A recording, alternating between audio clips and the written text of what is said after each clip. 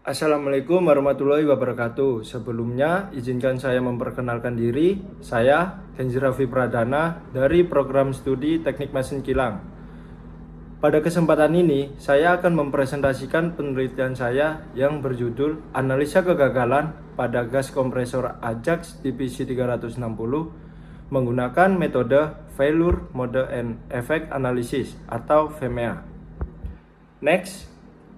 Berikut adalah outline dari presentasi saya. Pertama, kita akan masuk ke pendahuluan, kemudian metode, hasil dan pembahasan, dan kesimpulan. Next, selanjutnya kita masuk ke pendahuluan.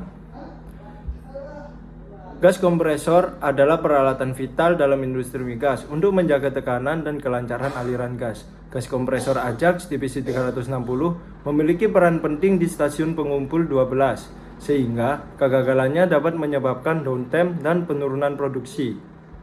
Beberapa potensi kegagalan pada valve, piston, silinder, dan sistem pelumasan belum teridentifikasi secara menyeluruh, sehingga penanganan masih bersifat reaktif. Dengan menerapkan metode FMEA, metode kegagalan kritis dapat dipetakan, dampaknya dianalisis, dan Risk Priority Number atau RPN digunakan sebagai dasar rekomendasi perbaikan untuk meningkatkan keandalan kompresor. Next. Berikut adalah metode yang saya gunakan dalam penelitian ini. Penelitian ini menggunakan pendekatan analisis deskriptif dengan metode Failure Mode and Effect Analysis atau FMEA untuk mengidentifikasi, menganalisis, dan memberikan rekomendasi perbaikan terhadap potensi kegagalan pada gas kompresor Ajax Divisi 360. Berikut adalah flowchart metode FMEA dalam analisis potensi kegagalan pada gas kompresor Ajax Divisi 360. Langkah ke-1, dilakukan pengkajian proses kerja. Pertama, kami mempelajari secara menyeluruh cara kerja gas kompresor Divisi 360 mulai dari alur operasi, komponen utama, hingga titik-titik kritis. Ini menjadi dasar analisis kegagalan lebih akurat. Berikutnya, kami melakukan brainstorming untuk mengidentifikasi seluruh potensi mode kegagalan, baik mekanis, operasional, maupun elektrik, berdasarkan pengalaman teknisi dan data maintenance.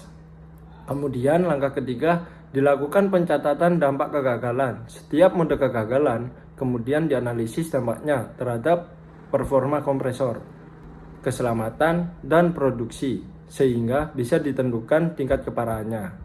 Kemudian langkah keempat, kami menentukan nilai severity. Kami memberikan nilai severity menggunakan skala 1-10 berdasarkan standar IEC 60812 berdasarkan tingkat dampak, mulai dari gangguan ringan hingga risiko keselamatan atau kerusakan besar. Selanjutnya, memberikan nilai occurrence dengan skala 1-10 berdasarkan seberapa sering kegagalan tersebut pernah terjadi menurut data historis. Kemudian, menentukan nilai detectability. Nilai detectability diberikan untuk menilai seberapa mudah kegagalan terdeteksi oleh sistem monitoring atau inspeksi rutin. Kemudian langkah ketujuh, melakukan perhitungan Risk Priority Number atau RPN. Nilai-nilai dari severity, occurrence, dan detectability kemudian dikalikan sehingga menghasilkan Risk Priority Number sebagai indikator tingkat risiko setiap mode kegagalan. Kemudian langkah ke-8, kami menyusun prioritas risiko. Mode kegagalan diurutkan berdasarkan Risk Priority Number atau RPN tertinggi.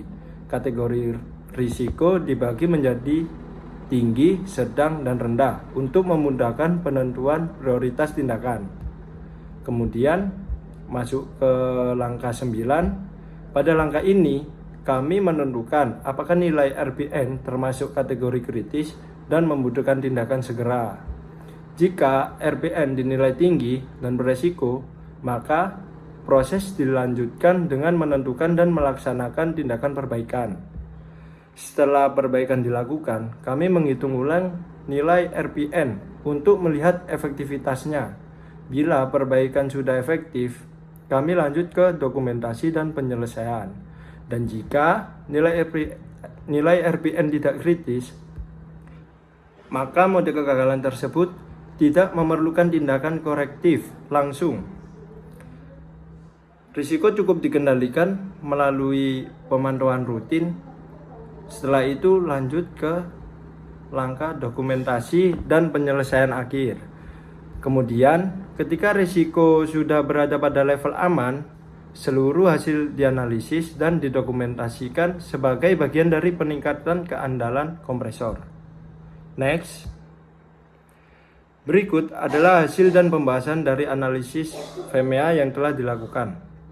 Pada tabel ini ditampilkan mode-mode kegagalan utama pada gas kompresor TPC 360 beserta efek, penyebab, serta nilai severity, occurrence, dan detectability yang menghasilkan nilai RPN. Mode kegagalan pertama adalah liquid carryover. Efek yang terjadi yaitu lonjakan atau hydraulic shock yang dapat merusak piston, connecting rod, valve, bahkan menyebabkan retaknya silinder dan shutdown mendadak. Penyebabnya adalah separator yang penuh atau gagal, adanya kondensat di fuel gas atau suction line, drain atau level control yang tidak berfungsi, serta startup yang dilakukan saat masih ada liquid slack.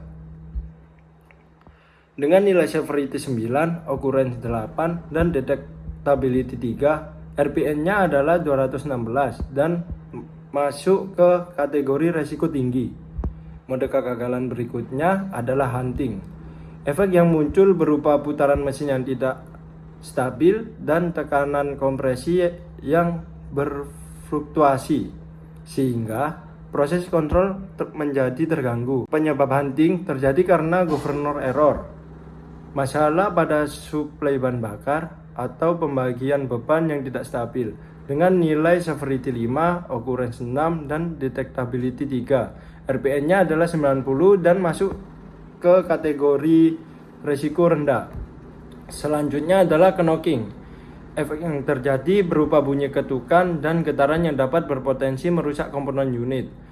Penyebabnya adalah rasio kompresi yang terlalu tinggi, injektor yang tidak optimal, atau pembakaran yang tidak merata. Untuk nilai severity-nya adalah 5, occurrence-nya 6, dan detectability 3, menghasilkan nilai RPN 90 sehingga termasuk kategori resiko rendah. Mode berikutnya adalah overheating. Efek yang muncul berupa terjadinya low dan high pressure, serta pembakaran dan aliran udara yang tidak merata. Penyebab overheating adalah kerusakan pada valve, masalah pada jack valve, sehingga pendinginan yang tidak bekerja merata, atau adanya kebocoran pada sistem pendingin. Dengan nilai severity 4, occurrence 3, dan detectability 1, RPN-nya hanya 12 dan termasuk risiko rendah.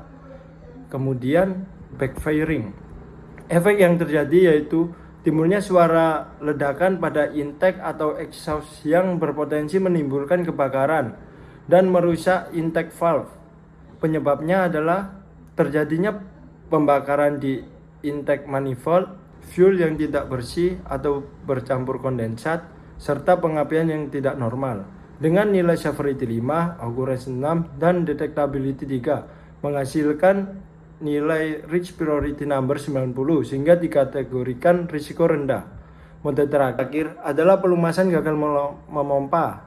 Efek yang terjadi yaitu tekanan oli yang rendah, gesekan meningkat, dan komponen menjadi cepat panas serta aus.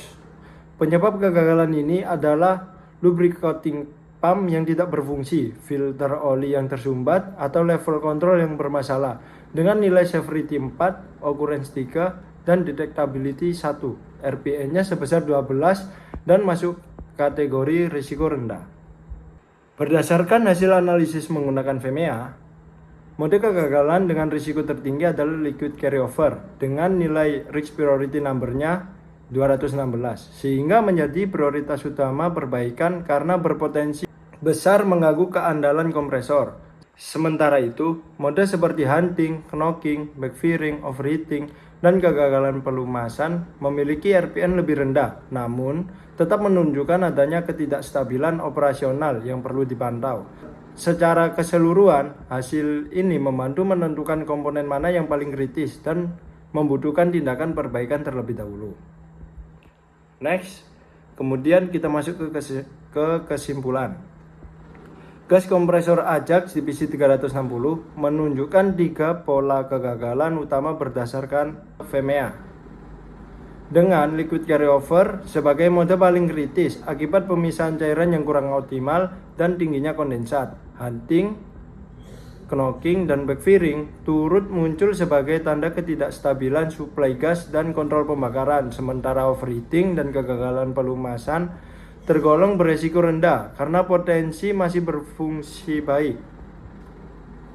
Penilaian ini memiliki keterbatasan pada subjektivitas penilaian risk priority number, penggunaan metode tunggal VMEA, serta data operasional yang belum sepenuhnya konsisten. Oleh karena itu, penelitian lanjutan perlu mengintegrasikan metode analisis tambahan, memanfaatkan pemantauan kondisi real time, dan memperluas data historis untuk meningkatkan akuransi evaluasi risiko.